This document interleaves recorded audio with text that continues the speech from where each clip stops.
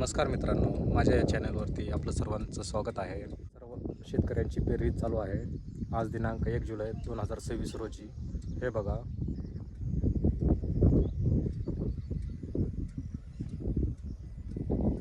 आपण बघू शकताय आज बीड येथे पावसाचं वातावरण झालेलं आहे. वातावरण आपण बघू शकताय, पूर्णपणे ढगाळ वातावरण झालेलं आहे व सर्वांची पेरणी सध्या चालू आहे.